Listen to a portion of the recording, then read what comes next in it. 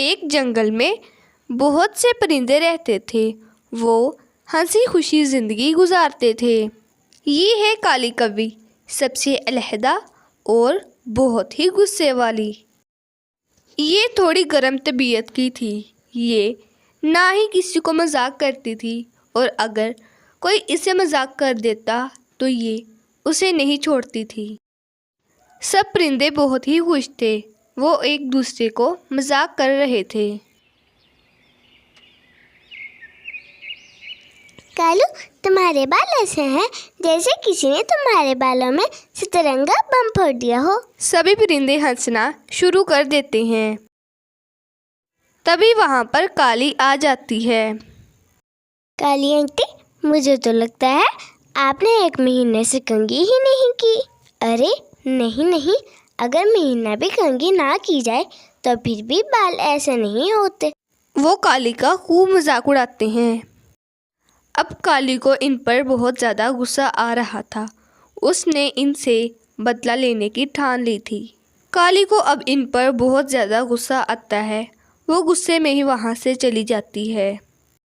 वो अपने घर वापस जा ही रही होती है कि उसे रास्ते में एक अजीबोगरीब पेज नज़र आता है। वो उसे पास जाकर देखती है।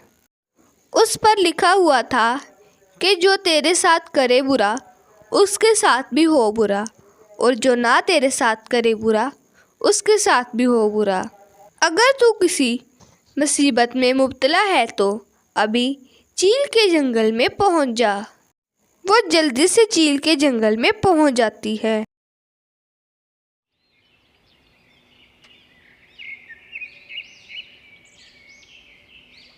ए जादुई चील, मुझे परिंदों ने बहुत ज़्यादा परेशान किया है। मैं इनसे बदला लेना चाहती हूँ, और हाँ, मुझे इतना खूबसूरत बना दो कि हर कोई मुझे देखकर हैरान परेशान रह जाए। ठीक है, मैं तुम्हें खूबसूरत ज़रूर बनाऊंगी, लेकिन इसके लिए तुम्हें सब परिंदों के पर चुराने होंगे। काली सुंदर बनने के लिए कुछ भी करेगी। अब वो चोरी करने के इरादे से वहाँ से चली जाती है। अब वो सबसे पहले सोनू के पास जाती है। सोनू सोई होती है। वो उसका पंख चुराकर वहाँ से भाग जाती है। वो मिट्ठू का पर चोरी करने के लिए जाती है, और उसके बाद लालो का पर चोरी करने के लिए चली जाती है।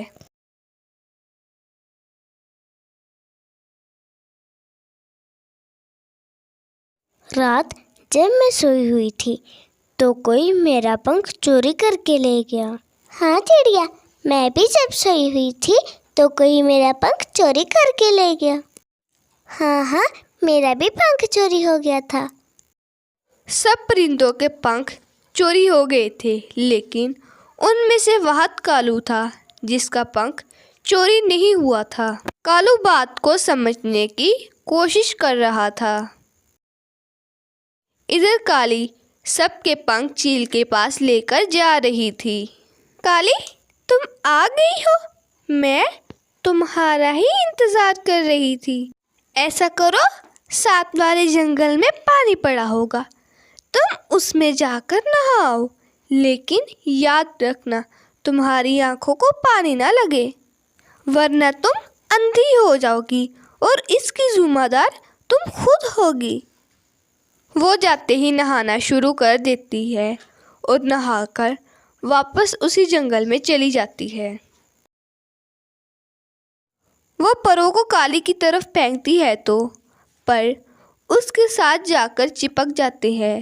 अब वो बहुत ज़्यादा खुश थी। वो सोनू से कहती है, अब तुम ऐसा करो कि साथ वाले जंगल में जाओ, वहाँ एक चील रहती है, वो मेरी बहन है। उसके सर पर एक ताज है जो कि जादुई है। अगर तुम वो ताज मुझे लाकर दे दोगी तो तुम ऐसे ही रहोगी, वरना तुम पहले जैसी बन जाओगी। अब वो ताज लेने के लिए दौड़ी चली जाती है।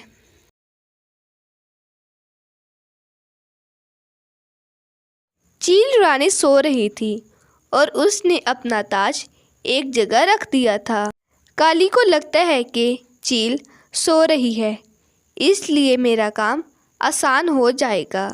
लेकिन जैसे ही वो ताज चुराने लगती है, चील उठ जाती है और वो काली को पकड़ लेती है।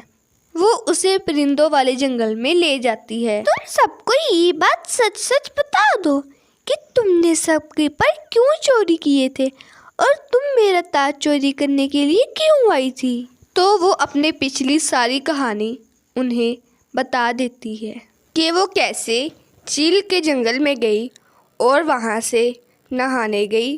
फिर चील ने उसे पर लगाई और कैसे उसे ताज लाने का कहा। हाँ, वो मेरा ही भाई है। बचपन में मेरे पापा ने उसे घर से निकाल दिया था। वो कोई जादूगर नहीं, बल्कि उसने तुम्हें गिलू वाले पानी से नहलाया और जब तुम्हारी तरफ पंख फेंके तो वो तुम्हारे साथ जुड़ गए। सोनू जब दोबारा उस पर पानी फेंकती है तो एक एक करके सारे पर उतर जाती है। काली को अब समझ आ गया था कि मेरे साथ जो भी हुआ है वो धोखा हुआ है। वो जो कुछ भी कर रहा था बादशाही हासिल करने के लिए कर रहा था।